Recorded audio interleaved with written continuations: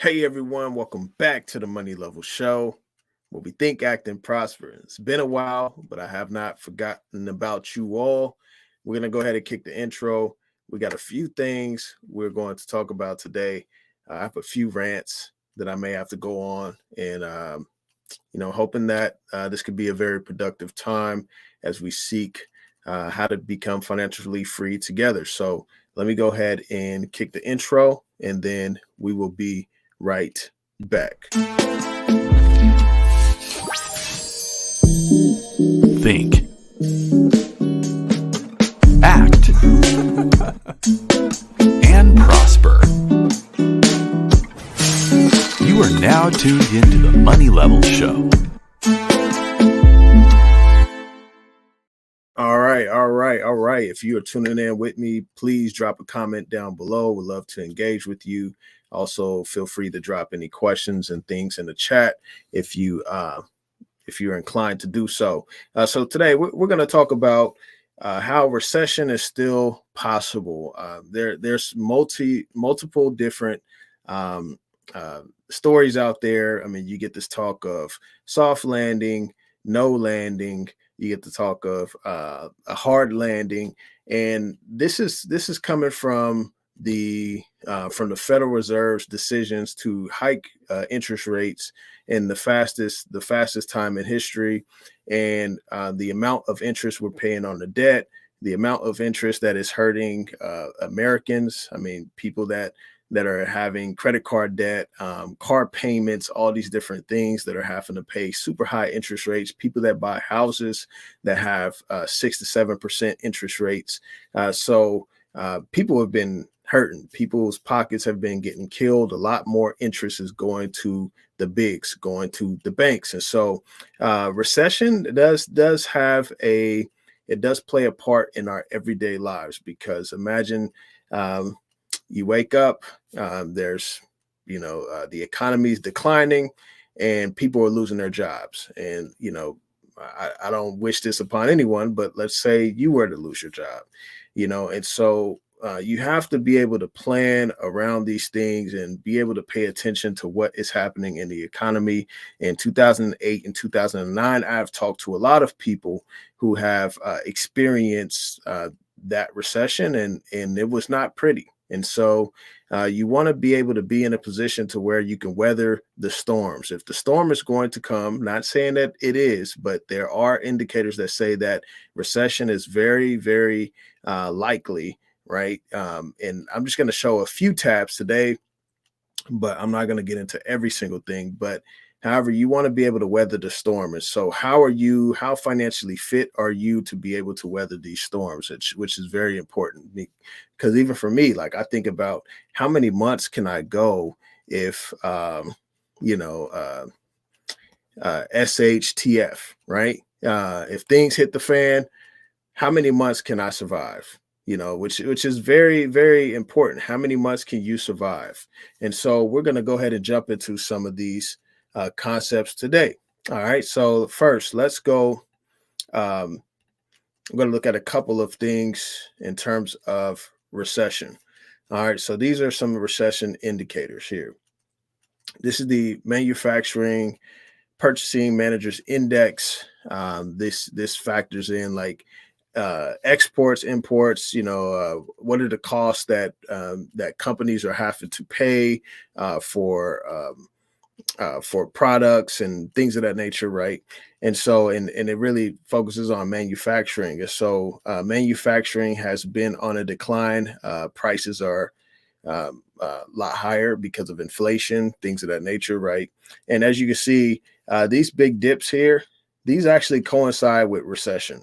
We had a recession in mid 70s, right? We had a recession in 1980. Paul Volcker came in and interest rates skyrocketed, right?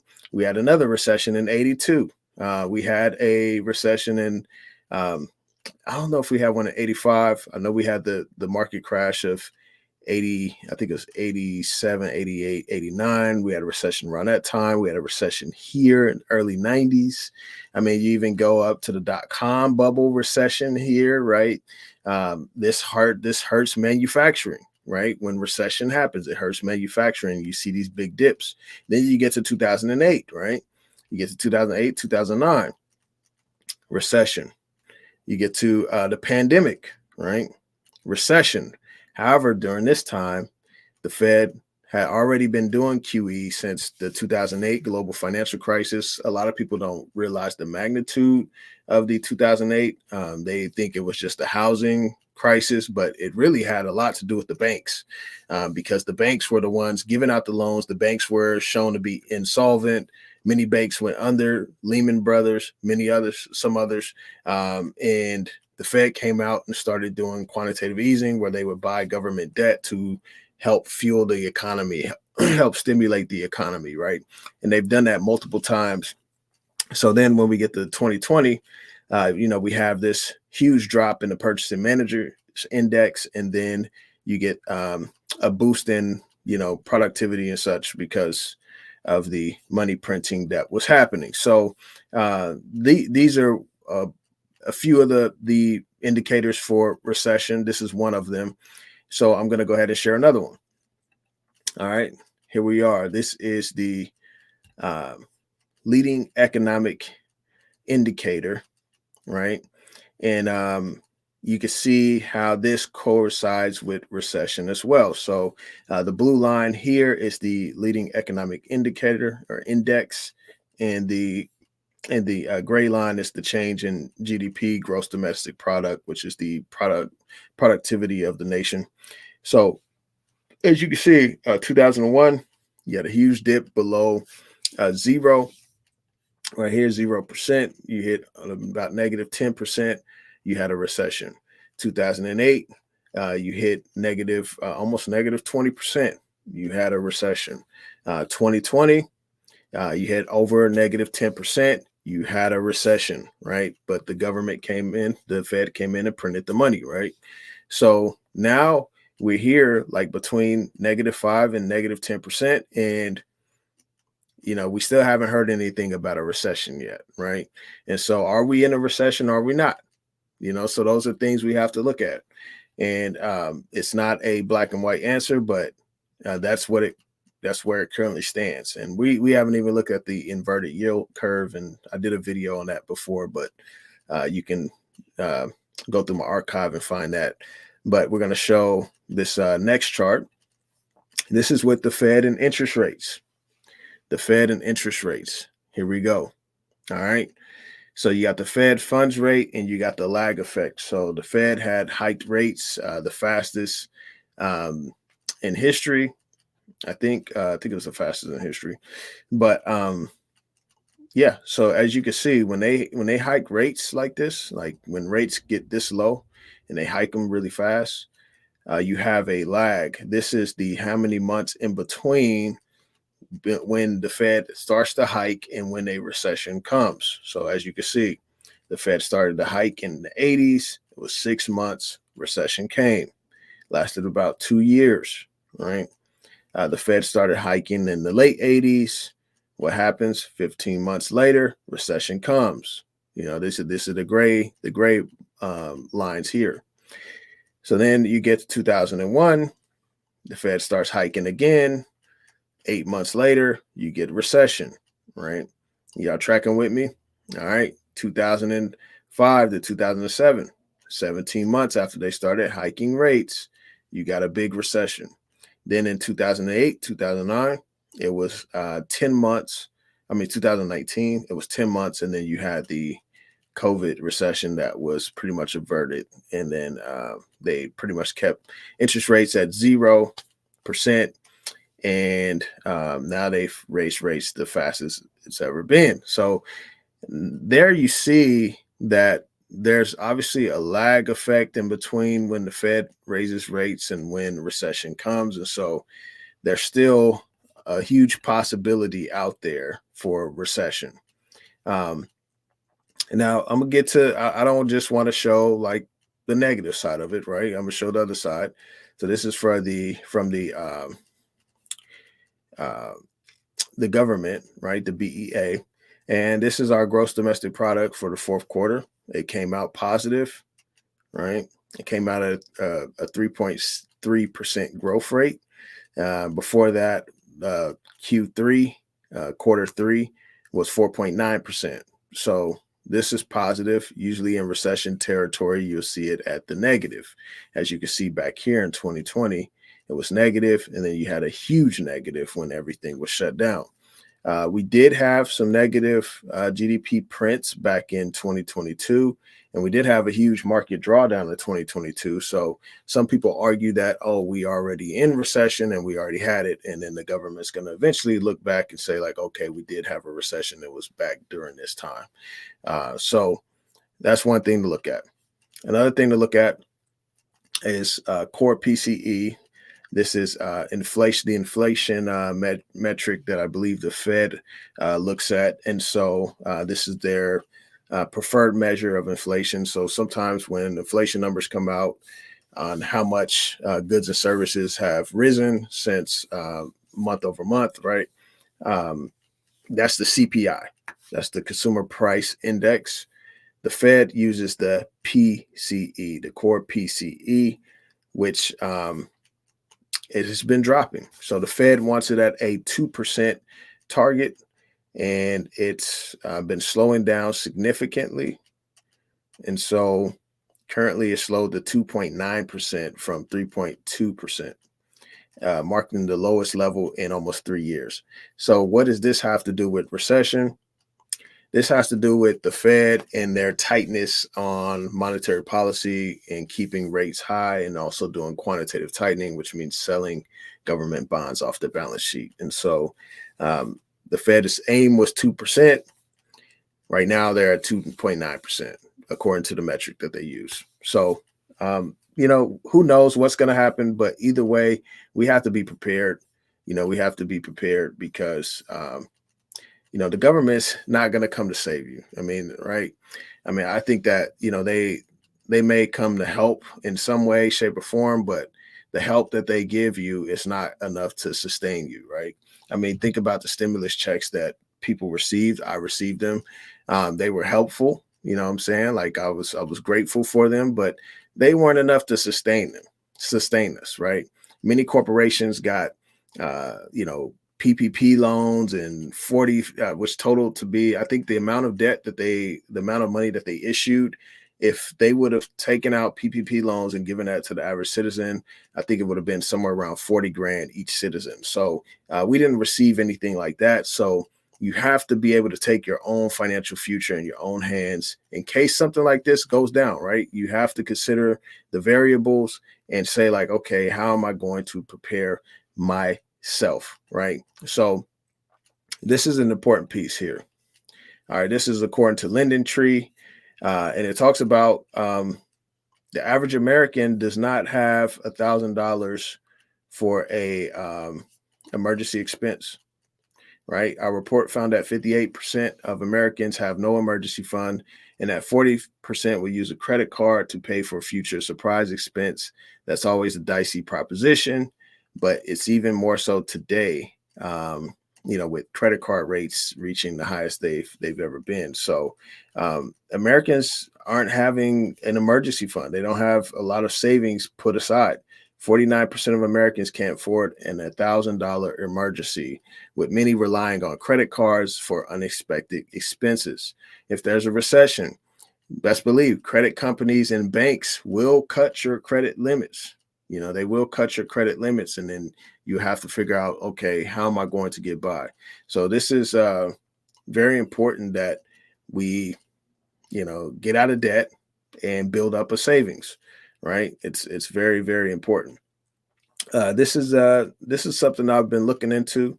I've been looking into a few things of just like how many, how much like money we are actually consuming. Right. So I had actually cut out a lot of stuff this year. I sold a lot of things. I ended up selling like some of my collectibles. I sold some of my clothing. People can see it if they go to my Facebook Marketplace store. I got Versace glasses, all this stuff that I don't need. I'm selling, right? I'm selling because I want to have more cash in my pocket. I want to be able to be protected from any type of downturn in the economy or anything of that nature. Now, I believe that we may be okay throughout the rest of this year, because I don't believe that um, the Democrats can allow a market crash or some type of big economic event to happen before an election. However, we'll see how this plays out. I mean, because I do know that the politics get involved and things of that nature. So, which can change some policy or put some pressure on the Fed to reverse course of what they're doing. So, those are some things that I'm thinking about. But however, I decided to cut back a lot on spending. So, um, this is one article I wanted to show. I had to cut back on eating out and stuff, right? I'm not just eating beans and rice and things of that nature, even though I would, but I'm actually being cheap. I'm like, hey, I don't need to eat out. I can survive off of whatever we have in the home, right? So this article talks about how much more is eating out actually costing you, right? Um, it says that it was rising. Obviously, you had inflation that rose significantly, and full service meals costs were 8.2% higher than 12 months ago. And this article came out in 2021, so I'm factoring that in. But a lot of prices have not come down from eating out. And so what is the real cost? In reality, you only have to pay around $5 per meal. This triples to $15 a meal if you order it from a restaurant. And so obviously that depends on where you live and things of that nature. Where I live in Washington State, you can probably get something under $15, but if you're at certain restaurants, I mean, it's going to be 20 and up, probably about 20 and up. And so if you're at home, $5 per meal. Like, if you go buy bulk and you cook and do what you need to do to get yourself in order, like, it's like, hey, there's so many benefits from that. So many benefits. You save a lot more money, right? Me, like, I have a wife and 3 kids.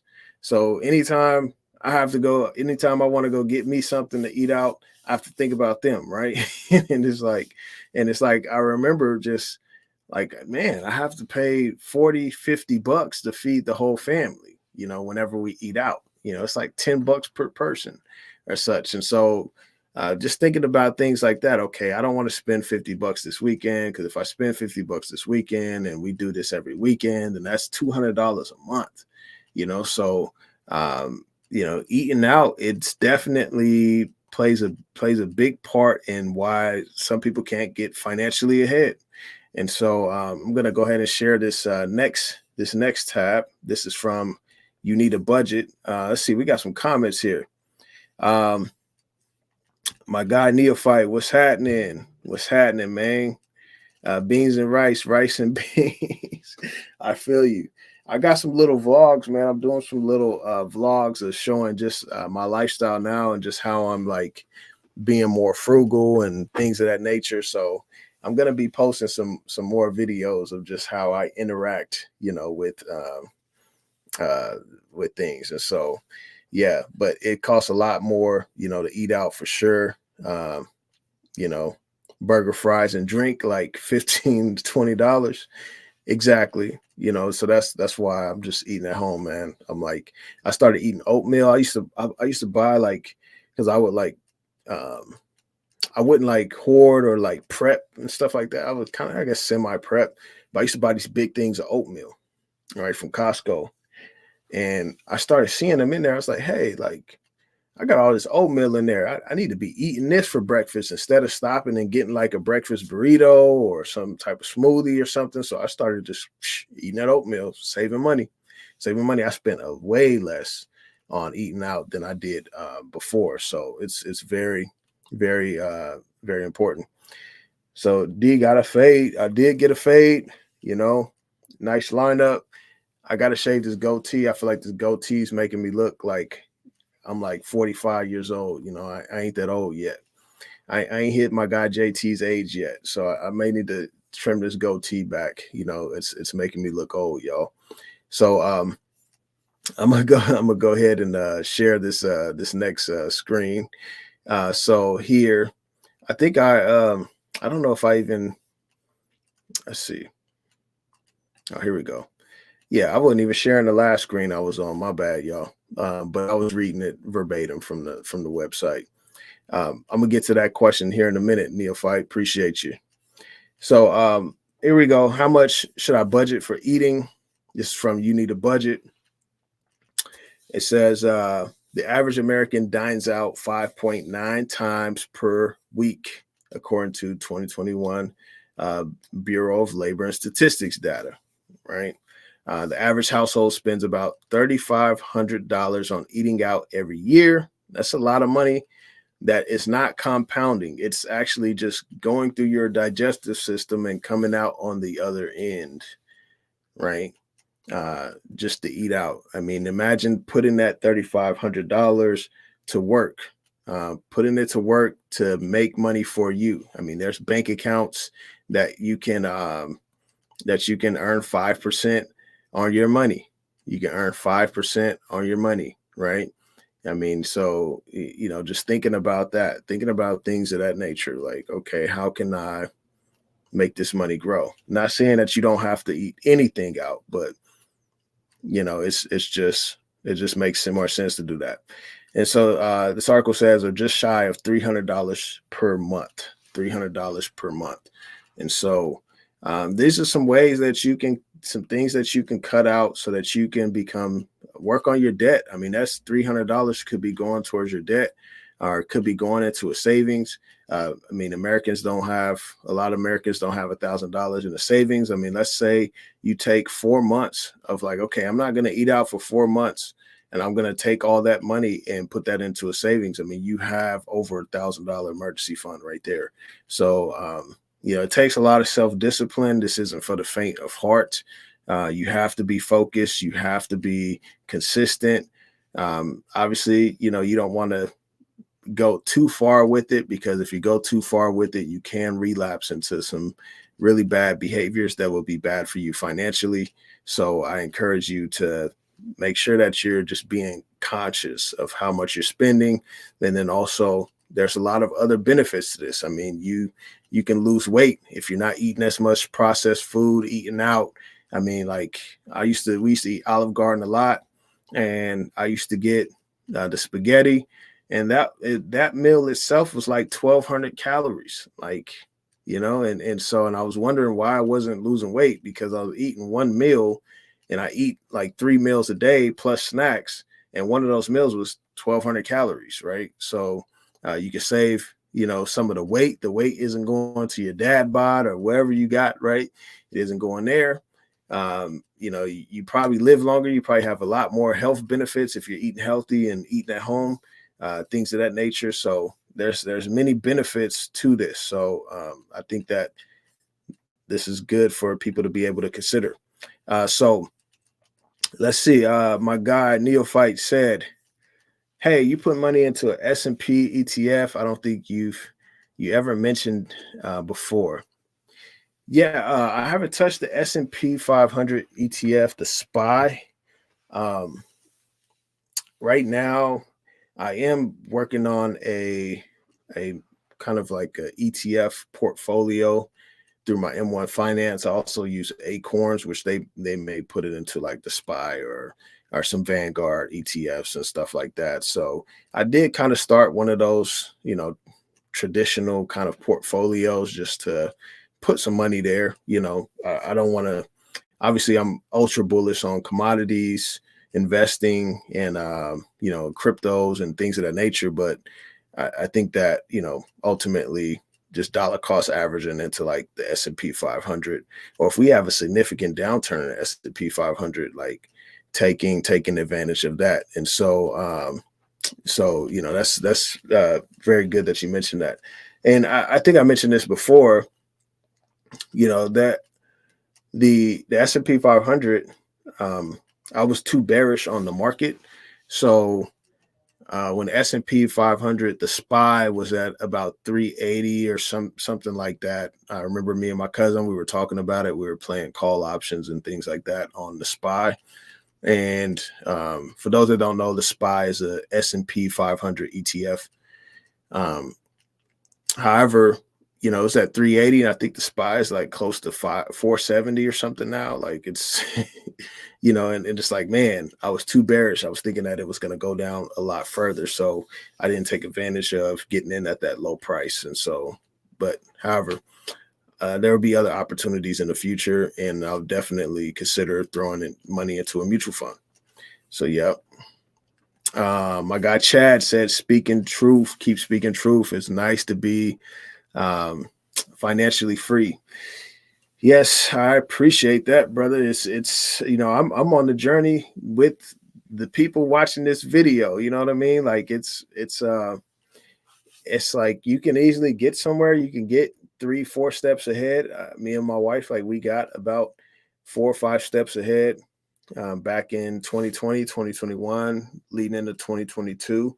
And we allowed our lifestyle to creep. We allowed our lifestyle to exceed our means. And we couldn't see it during that time because we had some money coming in. I was getting money from here, there, doing real estate, getting a check here, the check there, working my job, making money from stocks and things of that nature. So, the money was just coming in, and we could not see that we were allowing our lifestyle to get further ahead than where our actual means were. And so now, we're at the point where it's like I think late 2022 was when we really started getting undisciplined and out of control. And so all of 2023 was like pretty much a grind. It was a struggle because, first of all, we were getting financially undisciplined. A lot of our money that was coming in had to service debts. I was paying for school out of pocket. I paid like 15 grand out of pocket for my master's degree, all these things. And so like things were just very tight, and I just got tired of feeling like very tight, so I finished school in December, and so I don't have to pay for that anymore. So that freed up some capital, right? My wife started working a new job, things like that. And so that was helpful. And now it's just like, okay, let's focus in, let's pay these debts down. I picked up a second job. I'm doing this YouTube thing. You know what I'm saying? I renewed my real estate license. I haven't gotten with a brokerage yet. So like I'm in it, it's like, hey, it's now or never. Like, I'm not trying to wait. I'm 35 years old. I'm not trying to wait until I'm 45 years old to try to get it right. Not saying that people that get it right at that time, it's wrong for them to do that or that they did something bad. But it's just like, for me, like where I'm at, and I have the knowledge and I have the experience. I experienced the highs and the lows.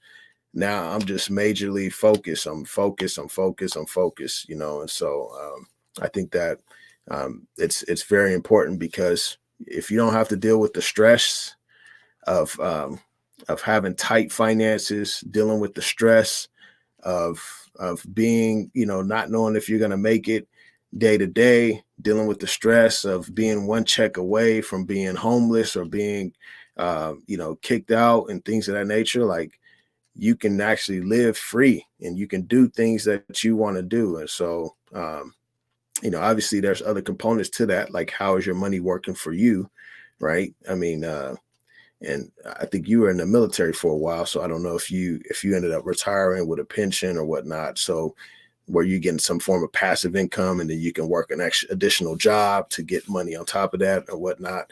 I know many people do that, right? So it's just like, how is your money working for you? How are you bringing in extra income? How are you positive? How are you having positive cash flow? All those things matter.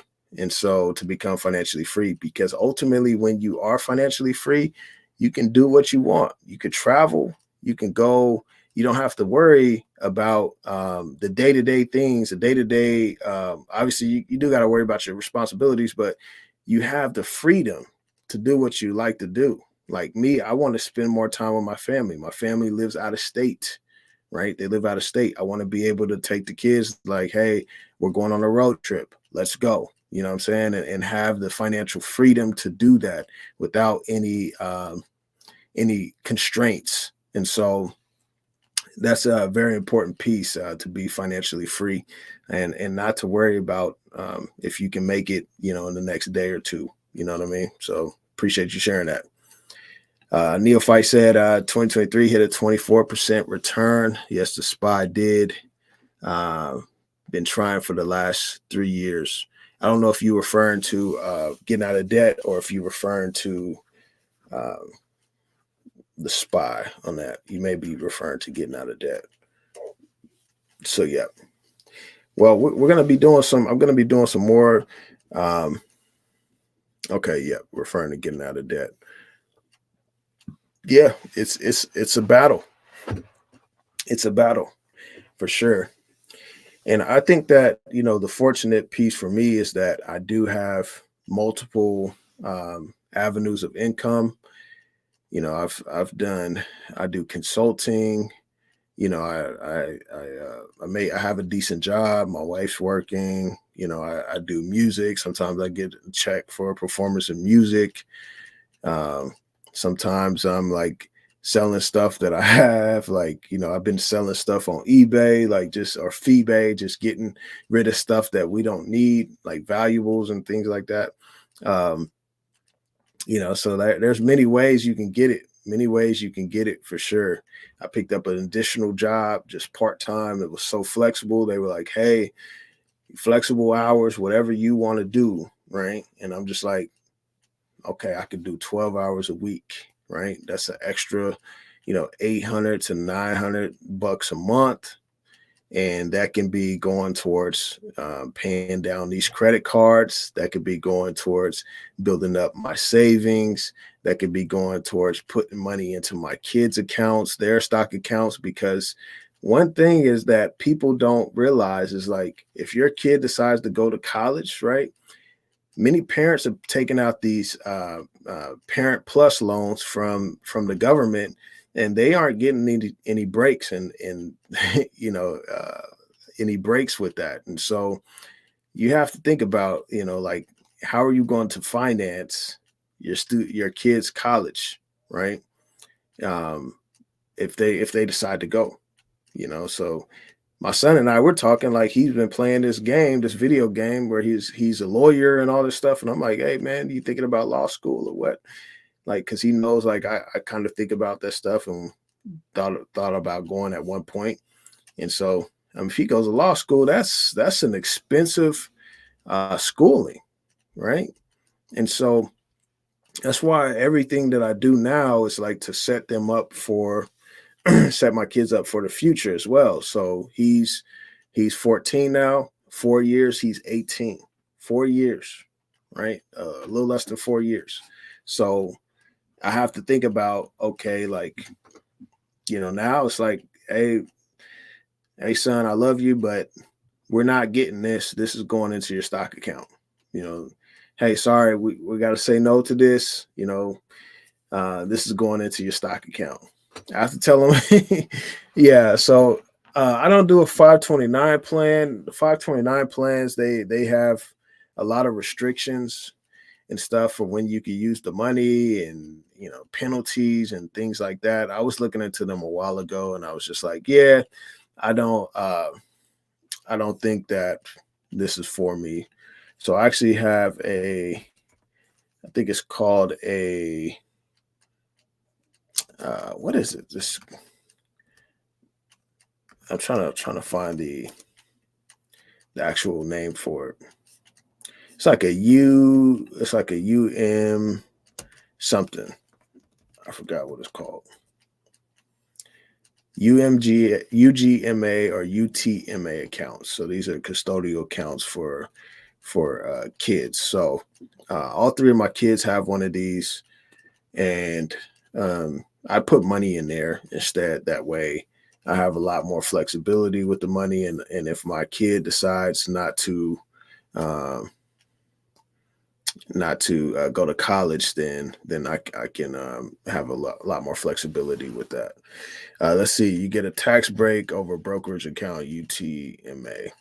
Okay, so you're saying that the 529 plan, you get a tax break over. How much is that tax break? Like, I wonder how much it fits within. How much of a difference does it make? You know what I mean? So you got your kid one too. And to be honest, like you know, I'm gonna talk. I'm talking to my kids. Like, I mean, talking to my son, depending on what he wants to do. Really, I'm just gonna be like, man, trade school, trade school, like way cheaper. You make a lot more money. I don't want to deter him from his passions, but it's just like, yeah, people go to school, get these degrees, and they don't get paid much for that. So, um, yeah, we'll see. I mean, a lot of things, but we're going to be starting I mean, we already kind of have this discussion a little bit, but we're going to be starting this discussion a lot earlier as well. So I'm not going to wait to the last minute to get to that discussion, and we're going to be talking about what does the future look like for you? What does college look like? What does trade school look like? Let's weigh out the options. Oh, you want to go to college? Let's go to a community college. You know what I mean? Like, you can stay with your mom or stay with me, and you can actually save a lot of money. You're not paying room and board. We can eat at home or go out here and there, right? You know what I mean? So, like, you're saving a lot of costs, going that route. So, and then if he stays at an in-state college, it's like, okay, stay at an in-state college. There's some good colleges around here, universities. So, whether he wants to go to University of Tacoma, University of Washington, there's multiple different universities that he can go to, and they are within commuting distance. So, um, there's a lot of different choices. I just think that it just kind of depends on the mindset of your kid, but then also, like, just painting the reality of, like, student loans, interest on the loans, um, and what does this actually look like? Because we have to delay that self gratification, because obviously college is painted as like a good experience. You get autonomy and stuff like that, which, yeah, that's cool. Like, you get a social life and um, things like that. And so, yeah, it's kind of interesting.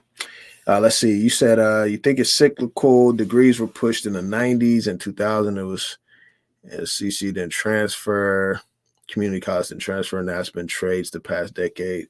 Next, it'll come back strong. STEM degrees. Yeah, I mean, I think that degrees were pushed really hard during what was it, Truman, Harry Truman. It was after World War II. I think FDR died, and then Harry Truman took over. And I think at that point we were getting into like the nuclear arms race and like the space race and all these different things. And so a lot of college was being pushed in, because, like, we weren't, like, a lot of Americans weren't, like, educated in that way, scientists and things like that. And so college was pushed really heavy then, from what I was researching. And I think that obviously, I mean, in recent years, we have a lot of degrees. I mean, in like the social work field and things of that nature, which is necessary work. But a lot of people that get those degrees in sociology and stuff, like, don't get paid a lot. You know what I mean? Like, it's it's uh it's a tough go.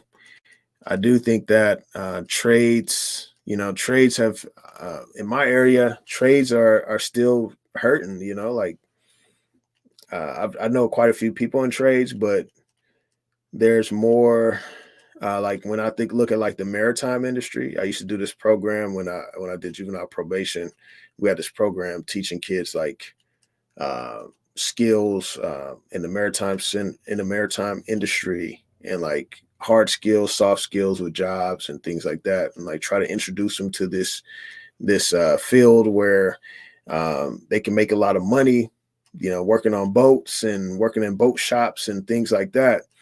But the maritime industry, like the average age is significantly older, and they're really struggling trying to get more younger people in there. Um, and I think that you mentioned that next time it'll come to back strong STEM degrees. I think that with the advance of AI, that would be very relevant. But I just don't think that a lot of people um, have those types of skills. So yeah, you said interesting enough. The point in time with most application by minorities to post secondary education almost also coincidentally happened to become the most expensive time to go to college. Yeah, yeah, that's been rough. I mean, and Biden's coming out with a forgiveness plan. I think he's coming out. It's supposed to be under um, the Higher Education Act that Lyndon B. Johnson had implemented, so he doesn't have to go through a lot of the hoops, and this may not even have to go through the Supreme Court. Um, but one of the pieces that was highlighted when I was watching this lady, she called a student loan doctor. I was watching her talk about it, and she was saying like how um, like black women ages, I don't know what's 25, 35 or something like that, but they they have a lot of student loan debt and such. And so it makes sense. It makes sense for the politician to buy the vote. Not saying that people don't need help, but that's just part of the game, right? But alrighty, y'all, I gotta get going. I gotta get some rest. Get back to the fam. So I hope that you all are doing well. I got some more content that's going to be popping up this week. So be sure to subscribe if you haven't subscribed yet to the channel, The Money Level Show. And I hope to see you all again soon. Be sure to take some of the stuff that we're talking about. Be sure to apply this to your lives. We can all prosper. We're all in this journey together. I have debt, right? I've made poor financial decisions too. And right now I'm cleaning some mess up. I'm cleaning it up, right? So we're all in this journey together. And I look forward to the day where we all can be financially free and happy, and not saying that will creates happiness, but it contributes to it, and that we can help our kids and all of that stuff if you have kids. So, all righty, y'all take care.